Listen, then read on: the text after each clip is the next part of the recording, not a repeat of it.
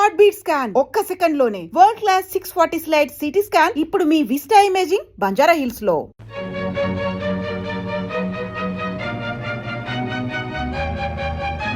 అత్తయ్య, ఏమిటమ్మా? అత్తయ్య, మావయ్య వచ్చి నాతో మాట్లాడాడు. నాన్న ఒప్పుకోలేదు. నేను ఇక్కడ ఉండిపోతాను అత్తయ్య. బావని ఎలాగైనా సరే ఎక్కడికైనా తీసుకెళ్ళైనా సరే నన్ను పెళ్లి చేసుకోమని చెప్పు. నేను రాను. మర్యాదగా చెప్తున్నాను, నేను రాను. నేను రాను అత్తయ్య. నేను రాను. ఏమిటి?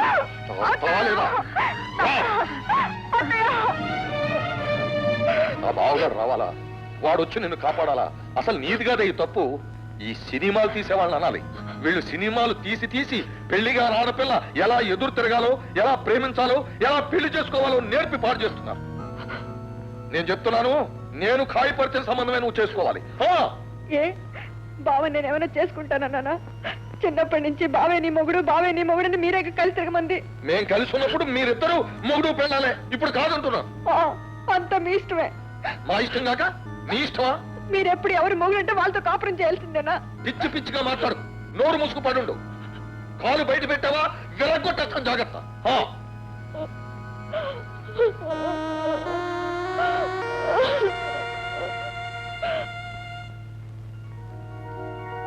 అమ్మా, చాలా బాగుంది. అబ్బో, ఫస్ట్ క్లాస్. వండర్ఫుల్ బాబు, వండర్ఫుల్ కాదు, ఎక్సలెంట్ ఎక్సలెంట్. సరే, మాకు సమ్మతమే. కానీ నువ్వు చెప్పవలసిన మాటలన్నీ చెప్పవలసిందేమి లేదమ్మా. మాట్లాడేశాను, అన్ని మాట్లాడేశాను. మీరు అనండి, నిశ్చయితాంబూలం ముచ్చుకుందాం. ఓం ఆదిత్యాదిగ్రహ సర్వే సనక్షత్రాశరాశయ కుర్వంతు మంగళం నిత్యం నిత్యతే లగ్నపత్రిక. అయ్యా, గిరిగొళ్ల సుబ్బారావు గారి కుమార్తె చిరంజీవి సౌభాగ్యవతి ప్రియా అను కన్యారత్నములు కీర్తిశేషులు రాహు బహదూర్ రంగారావు గారి కుమారుడు చిరంజీవి రాజశేఖర అను వరుణకి ఇచ్చి పెద్దలచే నిశ్చయించి వ్రాసి ఇచ్చిన లగ్న పత్రిక. శుభమస్తు శుభమస్తు. శేఖర్ బాబు గారు, శేఖర్ బాబు గారు. ఎవరు? ప్రియ గారు బాబు గారికి ఉత్తరం ఇవ్వమన్నారమ్మా.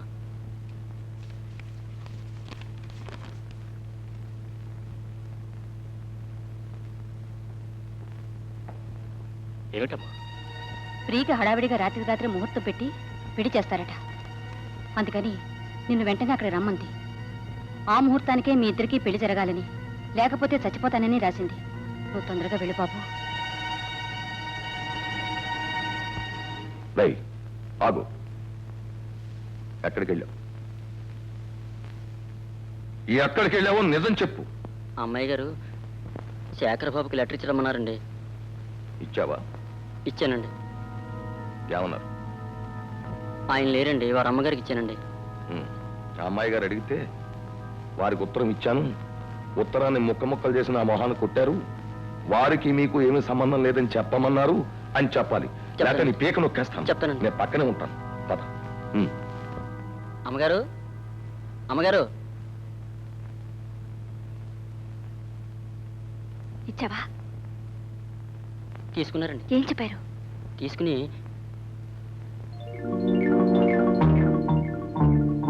ముక్క ముక్కలు చేసి నా ముఖాన్ని కొట్టి ఆమెకు నాకు సంబంధం లేదు, ఇష్టం వచ్చినట్టు చేసుకోమని మీతో చెప్పమన్నారండి.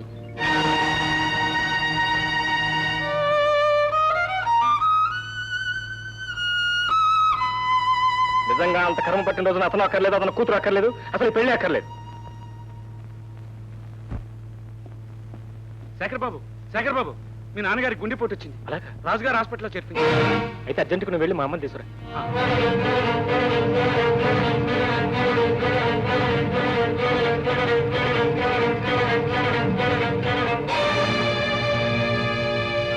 What happened? Please come.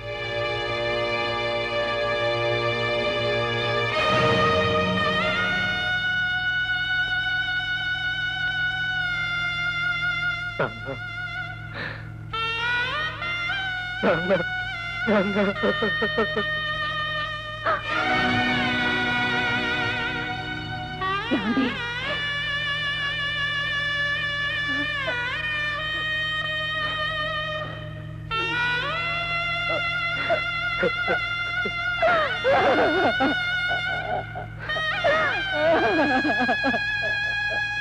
అమ్మా, అమ్మా,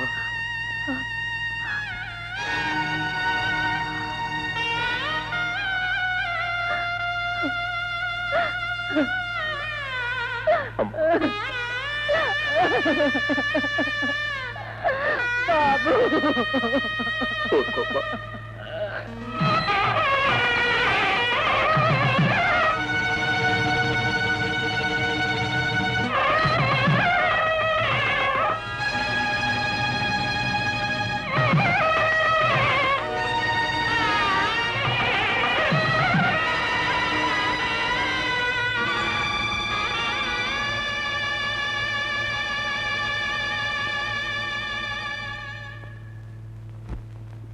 ఎవరండి లోపల?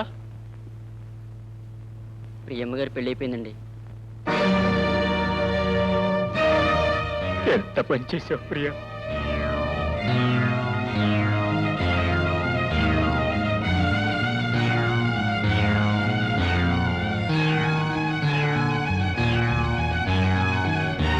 బాబుగారు, బాబుగారు, నన్ను క్షమించండి బాబుగారు. ప్రియమ్మ గారు మీకు పంపించిన ఉత్తరం సంగతి అయ్యగారు తెలుసుకుని మీరు ఆ ఉత్తరం చించి నా మొహాన్ని కొట్టి ఇక మీదట ఆమెకు నాకు సంబంధం లేదు, ఇష్టం వచ్చినట్టు చేసుకోమని అని మీరు అన్నారని అమ్మగారికి నా చేత అబద్ధం చెప్పించారు బాబు. దాంతో అమ్మాయి గారికి కోపం వచ్చి ఇష్టం లేకపోయినా బలవంతంగా ఈ పెళ్లి చేసుకున్నారు బాబు. కేవలం మీ మీద కోపంతోనే ఈ పెళ్లి చేసుకున్నారు బాబు. అమ్మా చెల్లెమ్మ, ఇది తల్లి లేని పిల్ల. అన్నీ మీరు చెప్పినట్టే చేశాను. మీ ఆచారం కోసం పెళ్లి ఇక్కడే జరిపించాలి అన్నారు, జరిపించాను. మీ అచ్చుబాటు కోసం శోభనం కూడా ఇక్కడే జరిపించాలి అంటున్నారు. నేనేమి ఎదురు చెప్పడం లేదు. అమ్మా, ఇవి అంపకాలు కావు కానీ ఈ తల్లి లేని పిల్లకి ఇక తల్లి అయినా అత్తైనా మీరే. మీ చేతుల్లో పెడుతున్నాను, ఎలా చూసుకుంటారు. వస్తానమ్మా,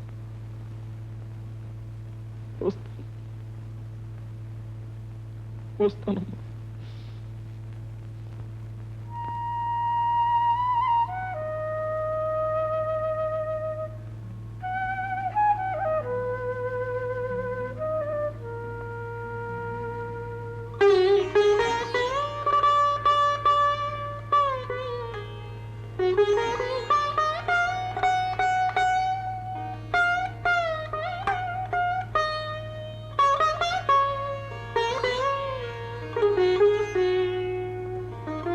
ప్రియా, నేను ఇక్కడికి ఎందుకు వచ్చానో తెలుసా? నేను ఊహించుకున్న పెళ్లి కూతురు నా కోసం ఎదురు చూస్తూ ఎంత ఆరాటపడుతుందో కళ్ళారా చూడాలని వచ్చాను. మర్చిపోవాలని ప్రయత్నించి మర్చిపోలేకొచ్చాను. మొక్క నాటేది ఒకటి, పండు కోసేది ఇంకొకడు, పండు కోసేది ఒకడు, దాన్ని తినేది మరొకడు. క్షమించు ప్రియా, నువ్వు నా దానివి కావు. ఇంకెప్పుడు నేను నీ మనసులోకి రాను, నిన్ను నా మనసులోకి రానివ్వు. శేఖర్, శేఖర్, శేఖర్. శేఖర్ ఎవరు వదినా? శేఖర్ కాదు, మా అన్నయ్య పేరు రాజశేఖరం. మా అన్నయ్య ఇంకా రాలేదు. ఏమిటి అన్నయ్య కోసం అప్పుడే అంత కలవరిస్తున్నావు?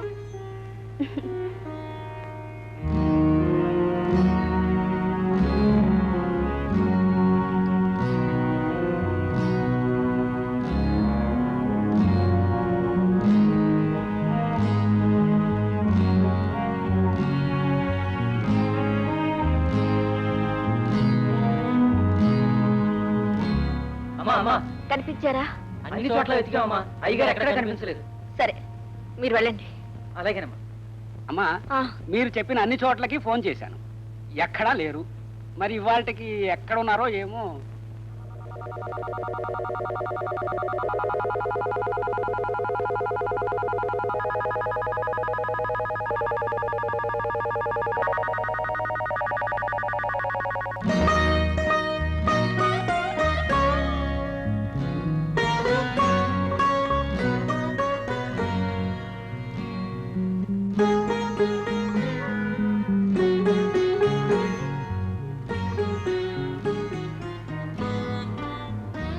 ప్రియా, అత్తయ్య, ఏమిటమ్మా ఇక్కడ నిద్రపోతున్నావు? ఏ లేదత్తయ్య.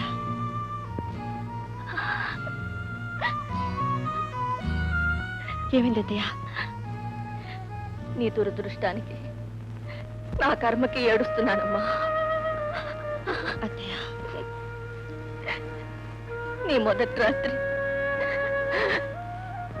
మొదటి రాత్రి ఇలా జరుగుతుందని కల్లో కూడా అనుకోలేదమ్మా.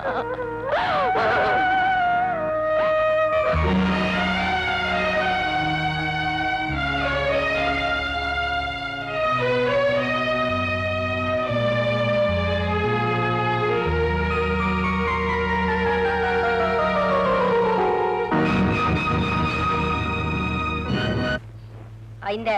1 minute టీచర్. నమస్కారం అండి. నమస్కారం. ఏ అబ్బాయి గారి పెళ్లికి రాలేదే? ఊళ్ళో లేనండి, ఈ రోజే వచ్చాను. కోడలు గారిని తీసుకొచ్చారంట? అవును. మా వదిని మీరు చూడలేరు కదా టీచర్, రండి చూపిస్తాను. వదినా, వదినా, ఈ మా టీచర్ వదినా. నువ్వా? మేడం, మా వదిన మీకు ముందే తెలుసా? అవునమ్మా, ప్రియ నాకెప్పటి నుంచో తెలుసు. నువ్వు వెళ్ళు, నేను మాట్లాడొస్తాను. నువ్వు ఈ ఇంటి కొడలుగా వచ్చావా?